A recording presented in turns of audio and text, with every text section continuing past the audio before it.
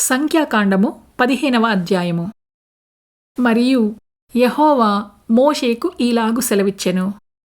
నీవు ఇశ్రాయేలీయులతో ఇట్లనుము, నేను మీకిచ్చుచున్న దేశ నివాసములలో మీరు ప్రవేశించిన తరువాత యెహోవాకు ఇంపైన సువాసన కలుగునట్లుగా గోవులలోని దానినే కాని గొర్రెమేకలలోని దానినే కాని దహనబలిగానైనను బలిగానైనను తెచ్చి మ్రొక్కుబడి చెల్లించుటకనియో స్వేచ్ఛార్పణగాననియో నియామక కాలమందు అర్పించునదనియో దేనినైనను మీరు అర్పింపగోరిన ఎడల యెహోవాకు ఆ అర్పణమునర్పించువాడు 30 నూనెతో కల్పబడిన 2 పళ్ల పిండిని నైవేద్యముగా తేవలెను.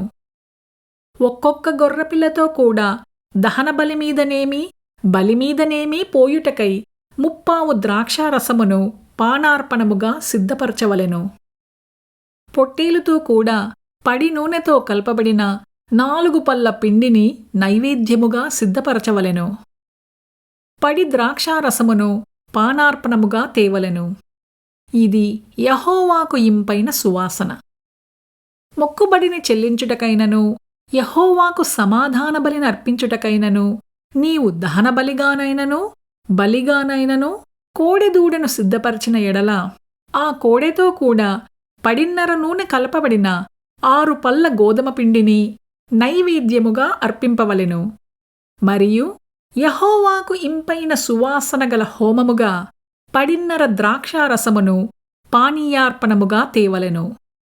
ఒక్కొక్క కోడెతో కూడాను ఒక్కొక్క పొట్టేలుతో కూడను గొర్రెలలోనిదైనను మేకలలోనిదైనను ఒక్కొక్క పిల్లతో కూడాను అలాగు చెయ్యవలెను. మీరు సిద్ధపరచు వాటి లెక్కను బట్టి వాటి లెక్కలో ప్రతిదానికిని అట్లు చెయ్యవలెను. దేశములో పుట్టిన వారందరూ యెహోవాకు ఇంపైన సువాసన గల హోమార్పణమును తెచ్చినప్పుడు అలాగుననే చెయ్యవలెను. మీ యొద్ద నివసించు పరదేశి కాని మీ తరతరములలోనూ మీ మధ్యనున్నవాడెవడు కాని యెహోవాకు ఇంపైన సువాసన గల హోమము అర్పింపగోరినప్పుడు మీరు చేయునట్లే అతడును చేయవలెను. సంఘమునకు అనగా మీకును మీలో నివసించు పరదేశికిని ఒక్కటే కట్టడ. అది మీ తరతరములకుండు నిత్యమైన కట్టడ. యెహోవా సన్నిధిని మీరున్నట్లే పరదేశియు ఉండును. మీకును మీ యొద్ద నివసించు పరదేశికిని ఒక్కటే ఏర్పాటు ఒక్కటే న్యాయవిధి ఉండవలెను. యెహోవా మోషేకు ఈలాగు సెలవిచ్చెను. నీవు ఇశ్రాయేలీయులతో ఇట్లనుము, నేను మిమ్మును కొనిపోవుచున్న దేశములో మీరు ప్రవేశించిన తరువాత మీరు ఆ దేశపు ఆహారమును తినునప్పుడు ప్రతిష్ఠార్పణమును యెహోవాకు అర్పింపవలెను. మీరు మీ మొదటి పిండి ముద్ద రొట్టెను ప్రతిష్ఠార్పణముగా అర్పింపవలెను. కల్లపు అర్పణము వలె దానినర్పింపవలెను. మీ తరతరములకు మీ మొదటి పిండి ముద్దలో నుండి ప్రతిష్ఠార్పణమును యెహోవాకు అర్పింపవలెను. యెహోవా మోషేతో చెప్పిన ఈ ఆజ్ఞలన్నిటిలో అనగా యెహోవా ఆజ్ఞాపించిన దినము మొదలుకొని అటుపైని మీ తరతరములకు యెహోవా మోషే ద్వారా మీకు ఆజ్ఞాపించిన వాటిలో పొరపాటున దేనినైనను మీరు చేయకపోయినప్పుడు అది సమాజమునకు తెలియబడని ఎడల సర్వసమాజము యెహోవాకు ఇంపైన సువాసనగా ఉండుటకై దహనబలిగా ఒక కోడెదూడను విధి చొప్పున దాని నైవేద్యమును దాని పానీయార్పణమును పాప పరిహారార్థ బలిగా ఒక మేకపిల్లను సిద్ధపరచవలెను. యాజకుడు ఇశ్రాయేలీయుల సర్వసమాజము నిమిత్తము ప్రాయశ్చిత్తము చేయవలెను.